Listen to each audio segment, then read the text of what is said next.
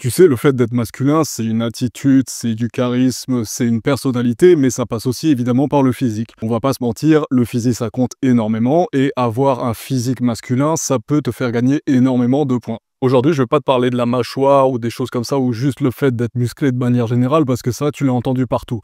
Tu sais que quand t'es musclé, t'es plus masculin. Pourquoi? Parce que les muscles sont associés généralement aux hommes, et donc par extension, t'es plus masculin. Mais aujourd'hui, je voudrais qu'on parle d'un muscle très sous-coté, dont pratiquement personne ne parle, et qui en fait double littéralement ta masculinité. Au début, quand j'ai commencé la salle, je faisais comme tout le monde. Je faisais des exercices de base pour des muscles de base. Mais il y a plein de muscles que je négligeais.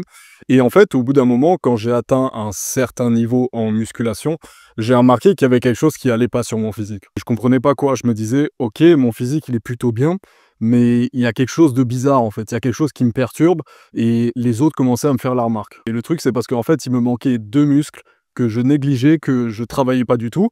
Et vu que j'avais les autres muscles classiques comme les pectoraux, les bras, enfin bref, peu importe, ça créait une espèce de déséquilibre très bizarre. Le premier muscle que j'avais pas, c'était des trapèzes.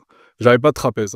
J'avais une base qui était plutôt bonne, et d'ailleurs j'ai de la chance parce que c'est vraiment purement génétique, mais quand j'étais encore à mes débuts de musculation, j'avais pris quoi, peut-être 2-3 kilos, ça se voyait pas encore. Et j'ai commencé à travailler mes trapèzes, et là, j'ai vu que je gagnais en masculinité. Mais ça, je pense que pour les trapèzes, t'es déjà au courant. Tu sais déjà que les trapèzes, c'est un muscle important, et tu les travailles déjà. D'ailleurs, j'ai fait une vidéo sur le sujet. Si tu l'as toujours pas vu, je te mets le lien juste ici. Enfin bref. Le deuxième muscle est beaucoup plus complexe que ça, et c'est quelque chose dont personne ne parle quand on parle musculation pure, parce qu'il n'y a pas de jour dédié à ça. Tu sais, il y a le jour des pecs, le jour des bras, le jour du dos, enfin bref, peu importe. Mais ce muscle-là, il n'est pas travaillé en salle. Il est jamais travaillé en salle, et en fait, quand je regarde la plupart des gars que je trouve masculins, ils ont ce muscle. J'arrête de te teaser et je te dis de quel muscle je parlais.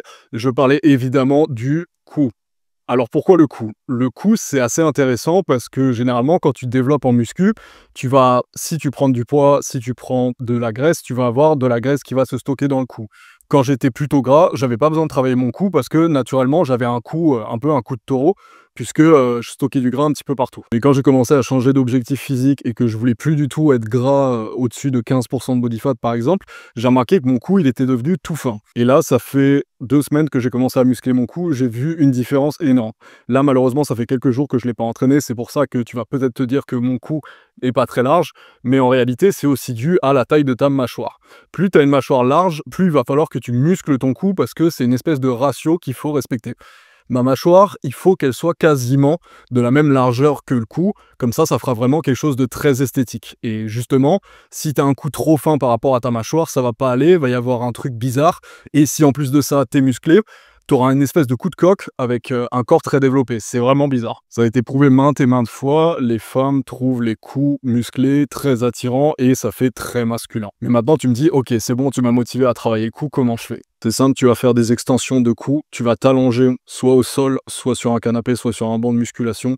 Tu vas t'allonger totalement et tu vas descendre et monter la tête comme ça. Descendre et monter, ça c'est pour justement l'avant du cou. Et pour l'arrière du cou, tu fais la même chose, tu t'allonges sur le ventre, tu mets un poids derrière et tu remontes la tête comme ça.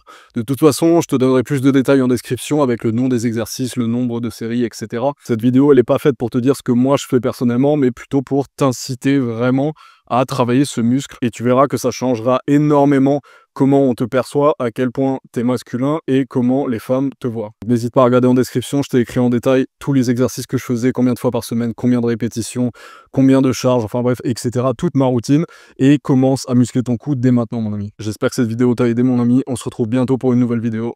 Ciao!